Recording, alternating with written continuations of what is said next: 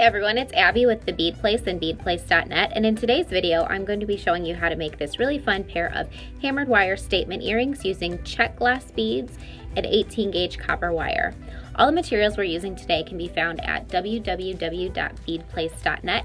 You can purchase a kit using the link down below. Before we get started, I'd just like to remind you to like this video, leave a comment down below, and subscribe if you haven't already. Also, before I forget, feel free to check out our Patreon page linked down below. There's lots of fun perks to becoming a Patreon member, like a private Facebook page with quarterly giveaways and sneak peeks at all of our new projects, so check it out.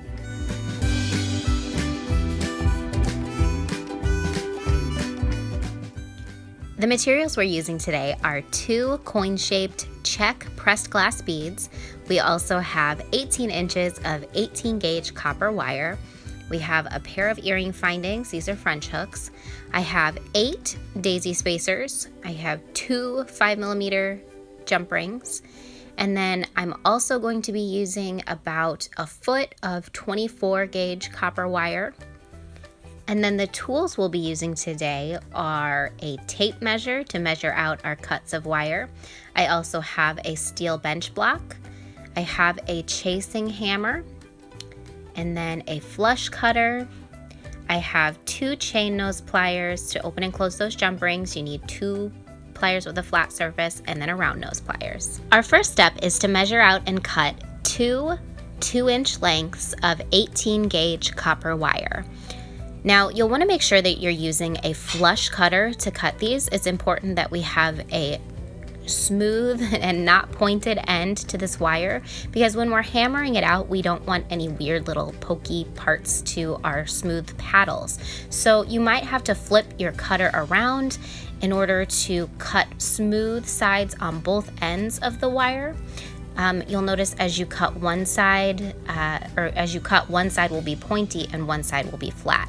So you'll have to go back in and make sure both sides of the wire are flat. So then, of course, as you've just seen, cut 2 3-inch pieces and 2 4-inch pieces as well.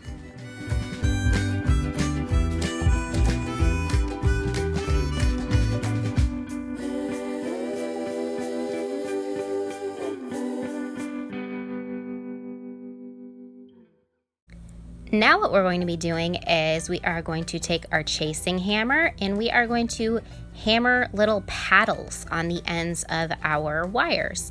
So I like to not hammer much higher than about 1/2 inch into the wire. Just kind of a progress shot to show you what I'm doing here. And you'll want to kind of let your hammer bounce on the metal. You don't want to hammer and keep the hammer down. It'll be a lot easier for you to keep the hammer bouncing as you hammer. I like to kind of switch between the sides of the wire so that I can get a uniform shape. So I'll hammer on one side and then go back in and hammer on the other side. And we actually do want to kind of bring the hammer strike up a little bit so that we don't have a weird blob at the end. We want it to kind of taper out into a paddle shape.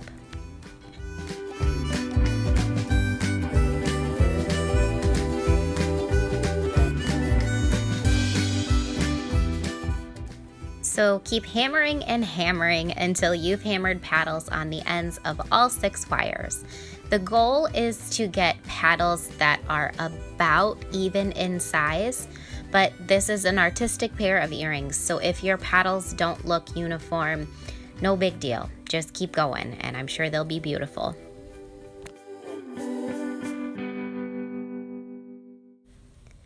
So now what we're going to do is bend these paddled wires into what I like to think looks like a ribbon, like a hope ribbon. So we're going to place your round nose pliers right in the middle of the wire. You can just eyeball it or you can measure it if you want, and then bend the ends down. I like to check to make sure they're even in length and then start to kind of cross them over. You want them to cross right where the very tip of the hammered part is, so right where it kind of tapers down to normal wire. So you can see what it looks like here. I think it kind of looks like a hope ribbon. It also could look like a Jesus fish. So what we're gonna do is take the other wire now and we're gonna start to bend it in the same way, but now we're gonna make sure that we're mirroring it. So as you can see, the left side is on top for my first one, and now I'm gonna have the right side of the wire on top. So see how they mirror each other? That's the goal. Repeat this step with the 3-inch and the 4-inch lengths of wire.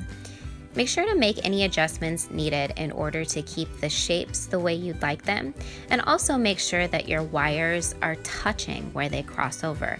That's going to ensure that you don't lose your earring pieces if it's a real windy day or if they get caught in your hair or anything like that.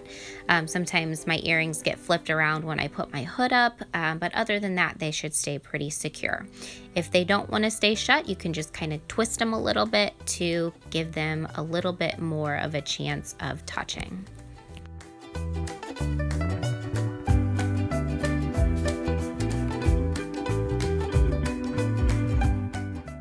Now we'll be using our check glass beads, our 24 gauge wire, and our daisy spacers to make beaded links.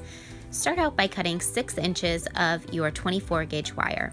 Using your chain nose pliers, grab about halfway down the wire and then bend the wire into a right angle.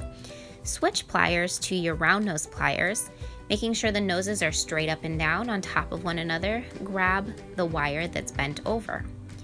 We're going to push the wire up around the top of the pliers and down towards the base of the wire, so it should look kind of like a loop.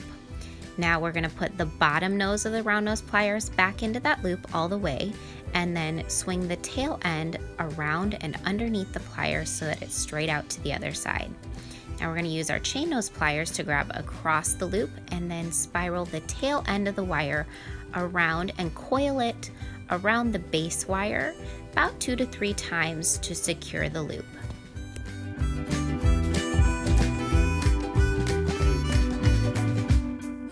And when you're happy with your coil, you can use your flush cutter to trim the tail end off.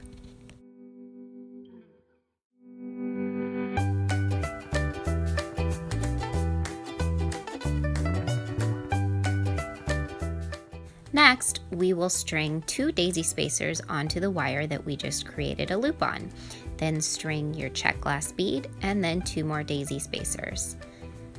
After that, we'll be creating another loop exactly the same way, only on the top of the wire above the beads.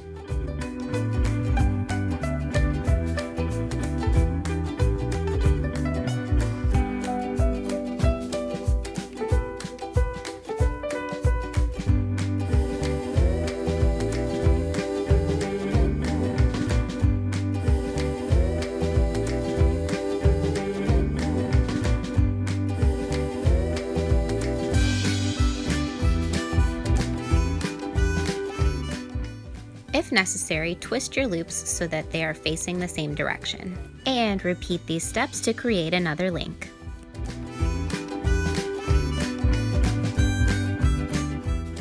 Now we're going to be adding earring findings to our beaded links. So using your chain nose pliers, bend the earring finding loop open like you would a jump ring, add your link into it, and then close it. You always want to check to make sure it's closed all the way by looking at it from a different angle, and then repeat this step with the other link and earring finding. Now we'll be using jump rings to add the hammered dangles. Anytime you're opening and closing a jump ring, you'll want to make sure to open and close it in this direction and never like this. That way when you open and close it, you're sure to get it back in its original position and shape. So what we're going to do now is take our jump ring and hold it with one of our chain nose pliers at about 3 o'clock. So the break of our jump ring is at 12 o'clock. I'm going to take my other chain nose pliers and cover almost one whole side of the jump ring. And I'm going to rotate my wrist to open my jump ring. And now I'm going to load my hammered dangles into it. So I'm going to load the biggest one first, then the medium one, and then the small one. Next, I'm going to load the bottom link of my earring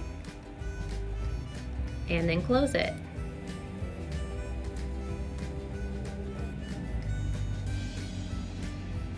You always want to check from the top to make sure that you've closed it all the way so that it's smooth and flush. And then repeat these steps to create the other earring.